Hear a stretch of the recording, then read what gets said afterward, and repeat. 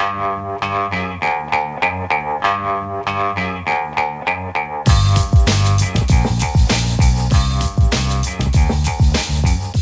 Lehrer on WNYC. Now I'll end today's show with a closer look at the culture behind the Young Republicans' leaked chats that caused such a controversy earlier this month. If you missed the story with all the other major headlines taking place, here's what happened. A few weeks ago, Politico reporters published private messages from a Telegram chat amongst leaders within the Young Republicans organization.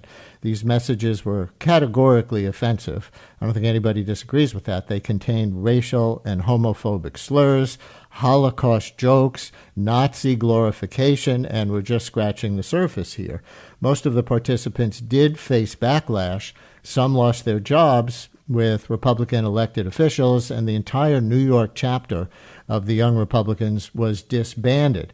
With me now to discuss where this leaked group chat suggests our politics may be headed is Calder McHugh, reporter at Politico Magazine. His piece on this story is titled, "The Young Republicans Leaked Chat is a Sign of Where We Could Be Headed." Hi, Calder. Welcome to WNYC. Hi, Brian. Thanks for having me. First, you describe these chats as commonplace humor circulating in far-right circles on social media. Tell us more about edgelord culture as you describe it, or for our listeners who haven't heard this word before, what a groyper is.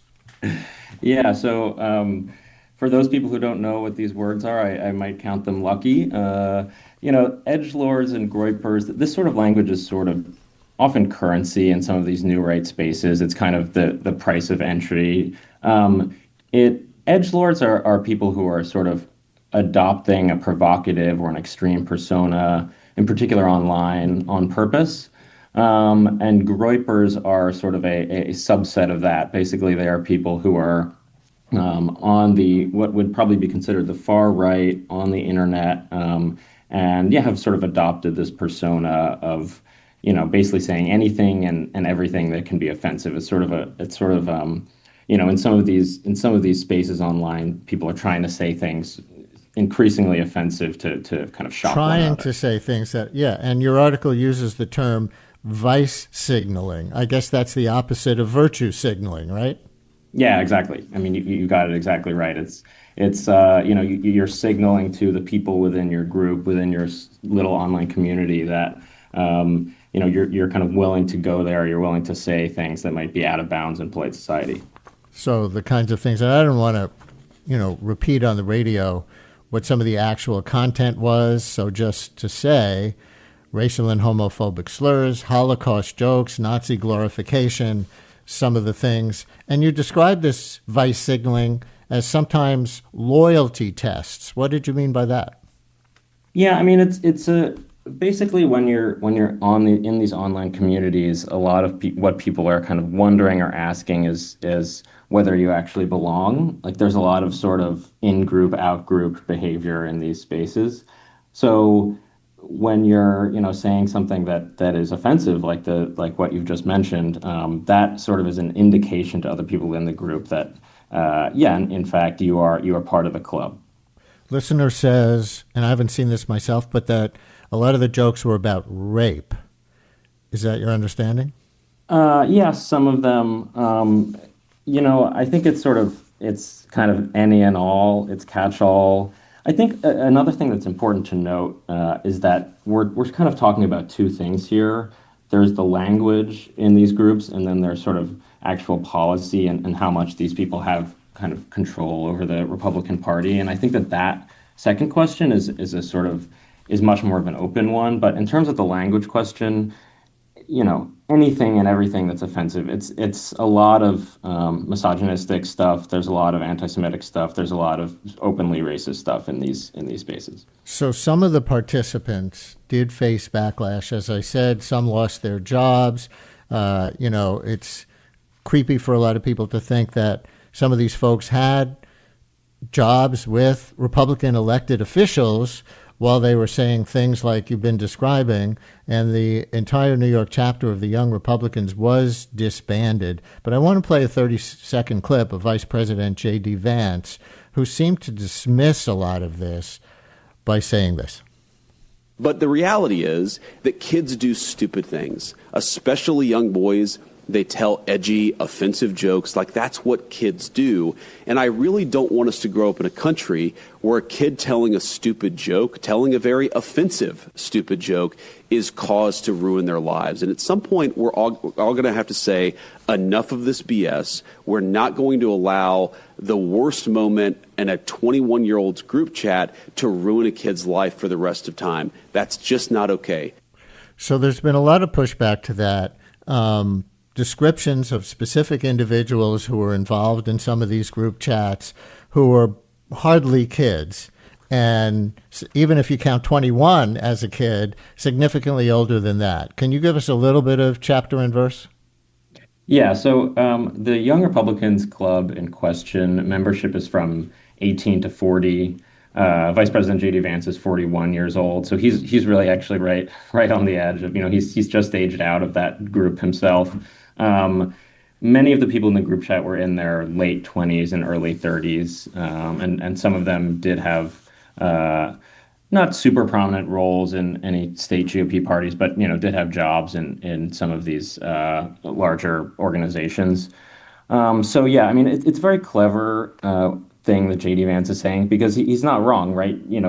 Kids say stupid stuff to one another, and I think most people would agree you shouldn't be judged for the stupidest thing you said when you were in college. But at the same time, these are group chats that are theoretically professional. They're about the other stuff that they were talking about in there was the sorts of people who they want to run for chapter head, what's going on with the Republican Party. So these are professional group chats, and a lot of these people are not 21, just to be clear, to fact check there.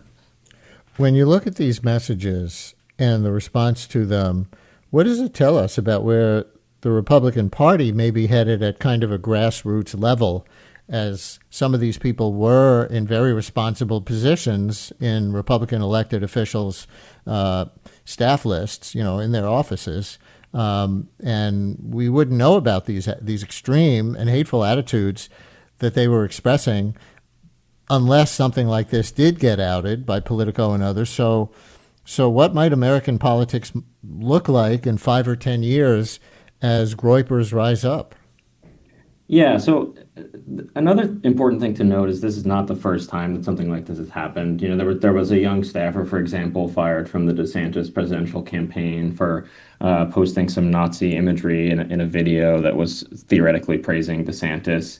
These young staffers are often really they're very on the internet. They spend a lot of time in these spaces, and they think that, that this is sort of, like I said, this is currency in these spaces. So yeah, I mean, as a lot of these people sort of age into power, and I think it's not only Republicans, right? As people who have grown up online around sort of more offensive jokes in general are aging into power, this sort of thing is going to become much more prominent, much more, these sort of racist and offensive jokes that have a place on the internet are going to kind of seep into real life. Something on the that other people hand, said. could you consider it encouraging that those who did get named, in most cases, or in all cases, I'm not sure, lost what jobs they had? Yeah, I think certainly. I mean, there's these parties, the grown-up organizations are they don't want this for good reason.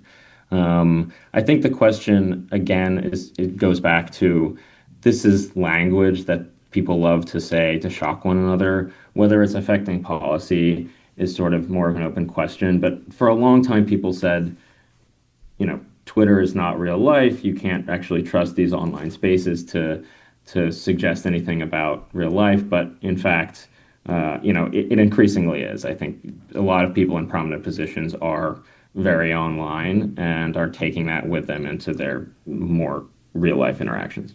On the J.D. Vance clip, listener writes, after he said these people's lives shouldn't be ruined for saying something stupid or awful as young people, listener writes, yet J.D. Vance wants anyone who posted anything at all negative against Charlie Kirk punished.